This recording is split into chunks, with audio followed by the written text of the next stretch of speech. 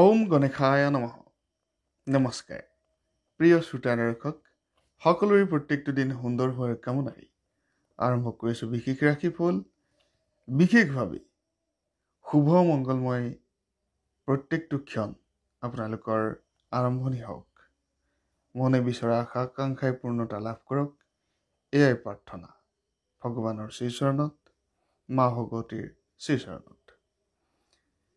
যিহেতু মা মহালক্ষ্মী দেৱী ধনৰ অধিষ্ঠাত্ৰী আৰু ধনৰ অধিষ্ঠাত্ৰী দেৱী বিশেষ কোনো কেইটামান ৰাশিৰ ওপৰত সদয় হয়।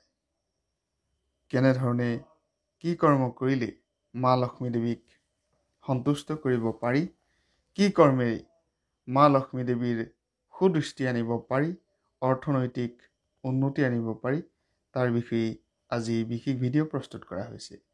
বিশেষ ভাগ্যশালী ৰাশিৰ কথাও কোৱা হ'ব। উন্নতি অগ্ৰগতিৰ পিনে যাবলৈ হ'লে মা লক্ষ্মীক কি ধৰণে সন্তুষ্ট কৰিব লাগিব তাক আজিৰ ভিডিঅ'টোৰ যোগেৰে আপোনালোকে জানিব পাৰিব। সাধাৰণতে ধন অৰ্থ টকাৰ প্ৰত্যেকজন ব্যক্তিকে প্ৰয়োজন হয়।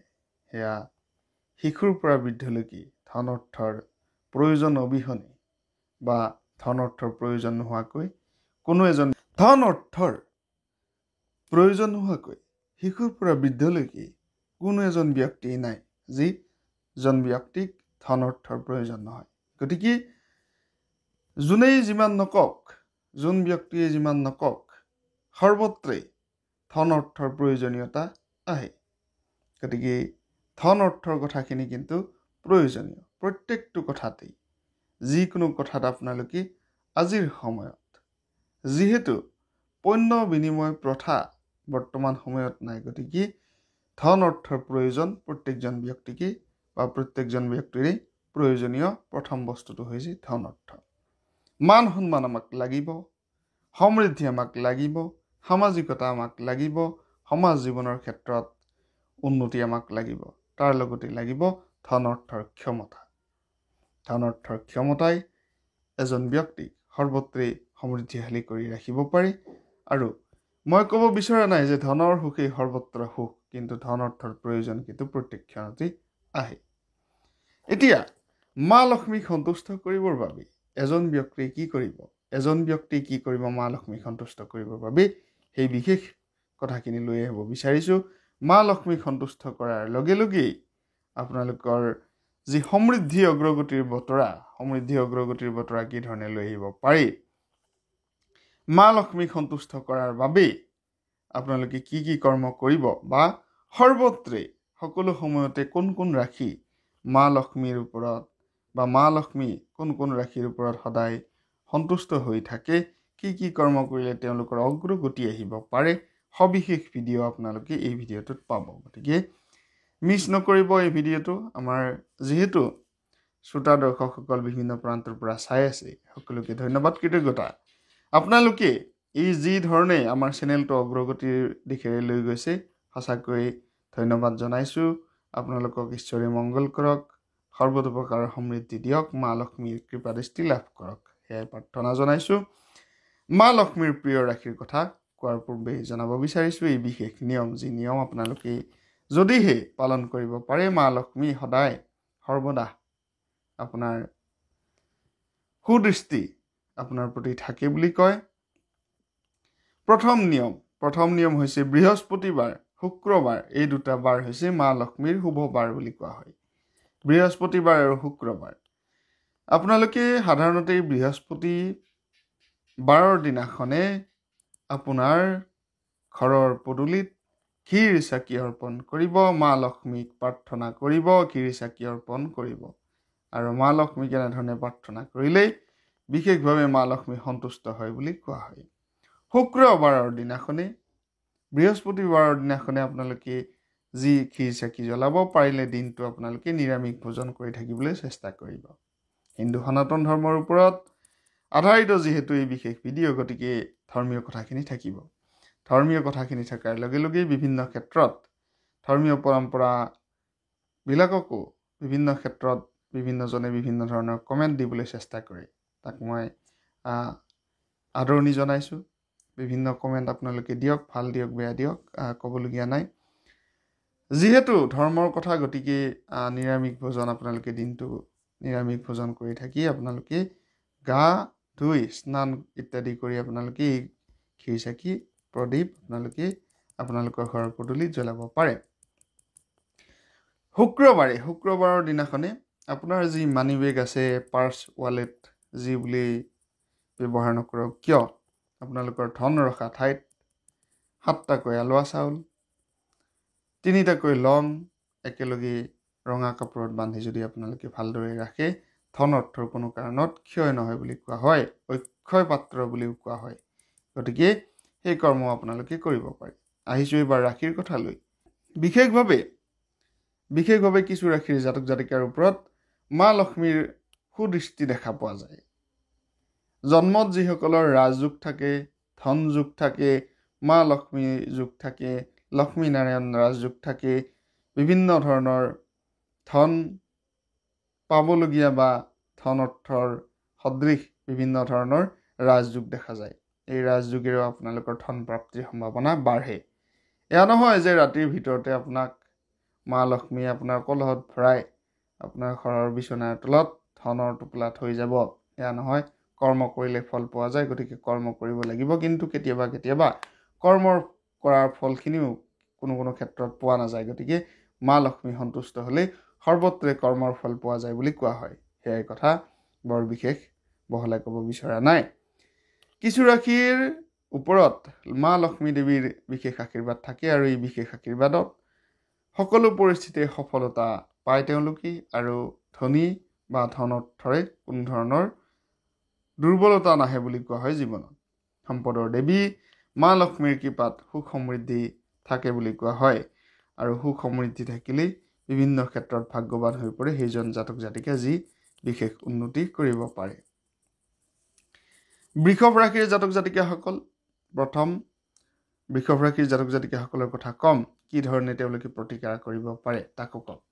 আপোনালোকৰ যদিহে জন্মকুণ্ডলী, জন্মকুষ্ঠী ইত্যাদি বনাব বিচাৰে, জন্মকুণ্ডলীৰ বিষয়ে চাব বিচাৰে, আমাৰ সৈতে যোগাযোগ কৰিব পাৰে। আপোনালোকে স্ক্ৰীণত দেখা নম্বৰত হোৱাটছআপত মেছেজ প্ৰেৰণ কৰিব। নিম্নতম খৰচৰ বিনিময়ত আপোনালোকৰ জন্মকুণ্ডলী চাই ল'ব পাৰিব। বৃষভ ৰাশিৰ কথা ক'ব বিচাৰিছোঁ। বৃষভ ৰাশিৰ জাতক জাতিকাসকলৰ মা লক্ষ্মী দেৱীৰ সৰ্বদা কৃপা দৃষ্টি থাকে তেওঁলোকৰ ওপৰত বুলি কোৱা হয়। বৃষভ ৰাশিৰ জাতক জাতিকাসকলৰ অধিপতি গ্ৰহ হৈছে শুক্ৰ। গতিকে শুক্ৰ গ্ৰহ সমৃদ্ধিৰ গ্ৰহ, বিলাসিতাৰ কাৰক গ্ৰহ, সম্পদৰ কাৰক গ্ৰহ। শুক্ৰ গ্ৰহ বিশেষভাৱে ধন আৰু সমৃদ্ধি দাতা। গতিকে শুক্ৰ গ্ৰহ বিলাসবহুল জীৱন যাপন কৰাত সহায় কৰে শুক্ৰ গ্ৰহই। এই বৃষ ৰাশিৰ জাতক জাতিকাসকল বিশেষভাৱে পৰিশ্ৰমী হয় বুলি কোৱা হয়, বুদ্ধিমান হয় বুলি কোৱা হয়, আৰু সাহসিকতাৰ প্ৰতীকো তেওঁলোক বুলি ক'ব পাৰি। গতিকে বৃষভ ৰাশিৰ জাতক জাতিকাসকলেই যদিহে মই ইয়াৰ পূৰ্বে কৈ অহা বিশেষ তথ্যখিনি আপোনালোকে অৱলম্বন কৰে, তেনেহ'লে আপোনালোকৰো ধন অৰ্থৰ উন্নতি নিশ্চয়কৈ আহিব। কৰ্কট ৰাশি দ্বিতীয় ৰাশি, মা লক্ষ্মীৰ প্ৰিয় ৰাশি বুলি কোৱা হৈছে। জ্যোতিষৰ গৱেষণাই কোৱা কথা। কৰ্ম কৰিলে ফল পোৱা যায়, গতিকে কৰ্মটো কৰিবই লাগিব। ইয়াৰ লগতে ভাগ্যৰ কথাখিনিও থাকে কেতিয়াবা। যিহেতু কোনো ক্ষেত্ৰত কৰ্ম কৰিও কেতিয়াবা ফলাফল পোৱা নাযায়। যিধৰণে আপোনালোকে বিভিন্ন ক্ষেত্ৰত বিভিন্ন ধৰণৰ কৰ্ম কৰে, প্ৰত্যেকৰে ব্যক্তিগত জীৱনৰ ভিন্ন ভিন্ন অভিজ্ঞতা আপোনালোকৰ আছে। গতিকে ঠগ প্ৰবঞ্চনা, বিভিন্ন প্ৰকাৰৰ প্ৰতাৰণা ইত্যাদিৰ পৰা বাচি থাকিবলৈ মা লক্ষ্মীৰ আপোনালোকে এই বিশেষ উপায় অৱলম্বন কৰিব পাৰে, যি মই পূৰ্বে কৈ আহিছোঁ। কৰ্কট ৰাশিৰ জাতক জাতিকাসকলৰ বিশেষভাৱে দেৱী লক্ষ্মীৰ কৃপাদৃষ্টি বা আশীৰ্বাদ প্ৰাপ্ত হয় বুলি কোৱা হয়, আশীৰ্বাদ পোৱাই বুলি কোৱা হয়। এই ৰাশিৰ অধিপতি চন্দ্ৰ।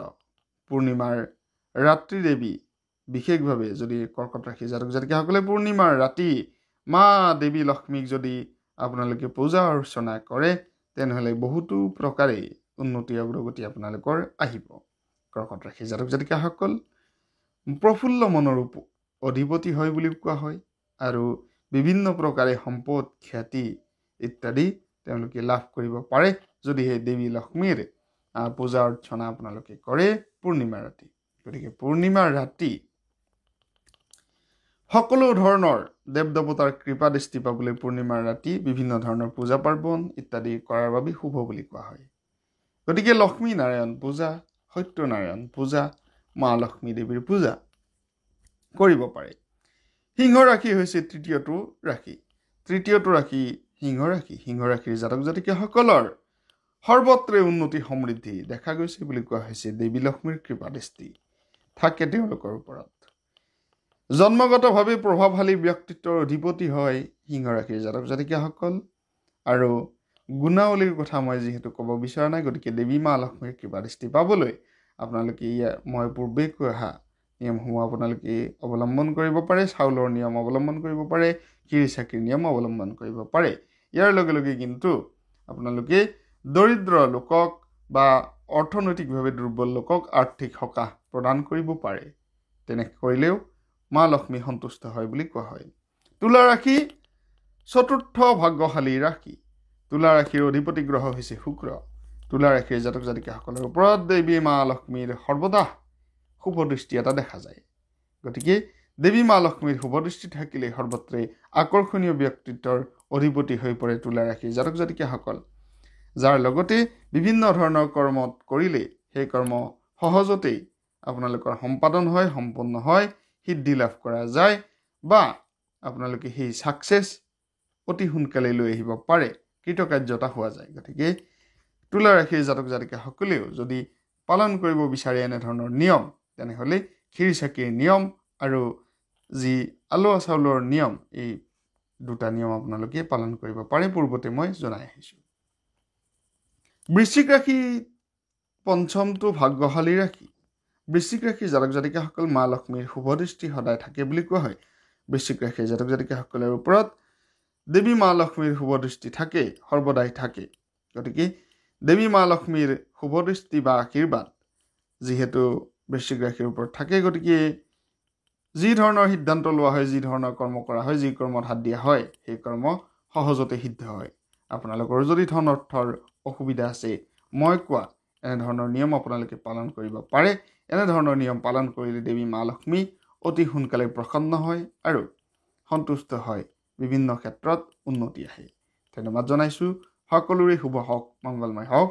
দেৱী মা লক্ষ্মীৰ কৃপা দৃষ্টি সৰ্বদাই আপোনাৰ ওপৰত থাকক। এয়াই বিশেষ আছিল ভিডিঅ'। পৰৱৰ্তী ভিডিঅ'ত অতি সোনকালেই লগ পাম। নিশ্চয়কৈ আপোনালোকে যদি ভিডিঅ'সমূহ চাই ভাল পাইছে, শ্বেয়াৰ কৰিব আপোনালোকৰ বন্ধুবৰ্গলৈকে। ধন্যবাদ।